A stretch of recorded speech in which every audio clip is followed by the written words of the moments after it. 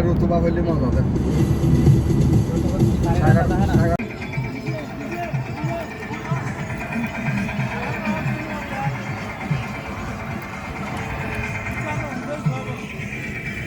Barbecue time.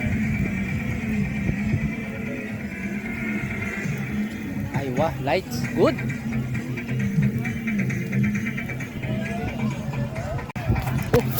Sorry. Bro, make light bro. Make light. Can you light?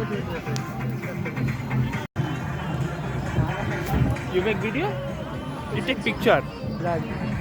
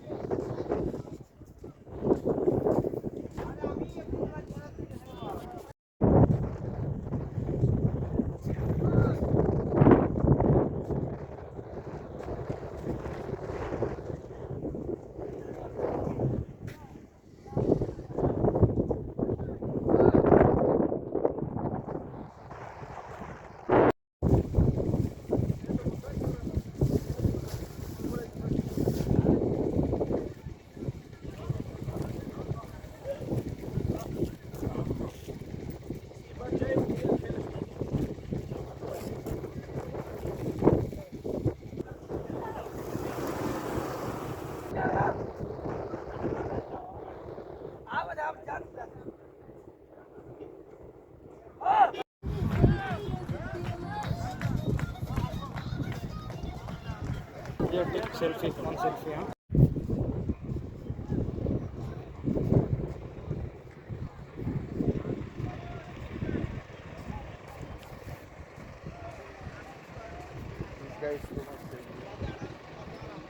Where? This guy?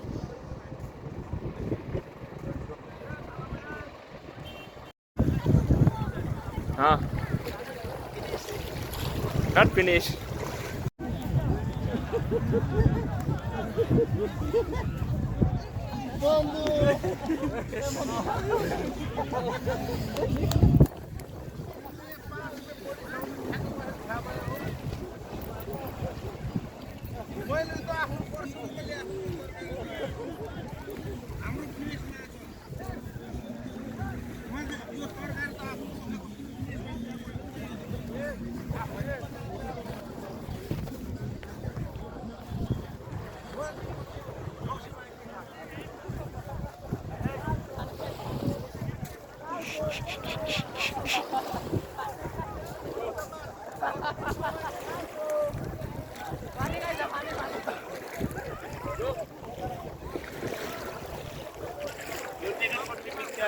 Ah, Take for me picture.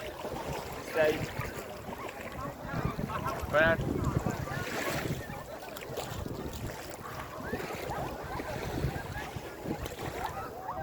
We are too much enjoying today.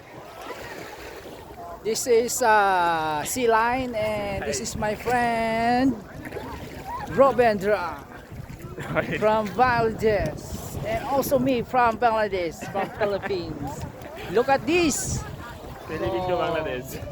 This is the Sea Line and there's a too much car there over there. See? We go.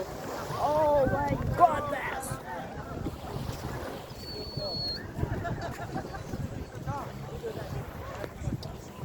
Uwi na kami.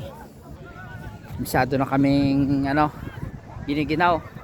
So umalis kami kanina mga alas 10 alas 3, alas 2 ng madaling araw. So nakarating kami rito mga alas 3, alas 4. So yan kung makikita nyo, ito po yung lagi makikita sa Facebook.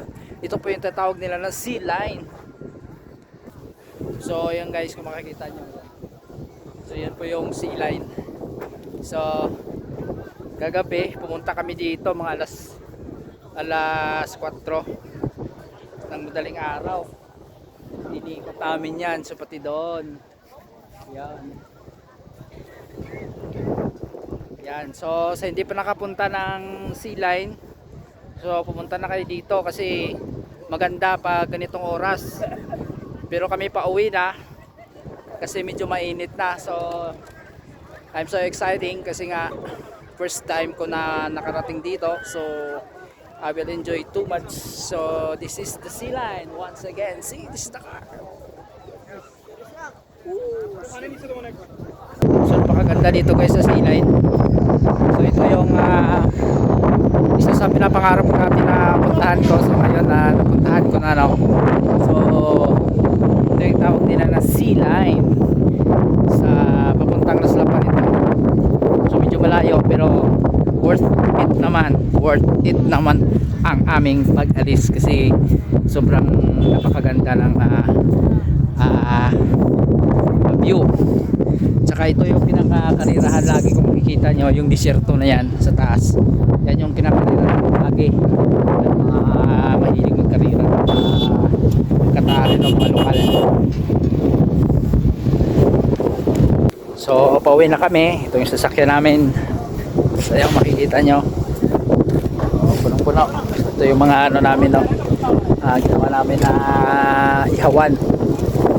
Ito mga gamit namin. Ito, so medyo puno yung gamit namin, no? You have Mountain Dew? Oh, sorry.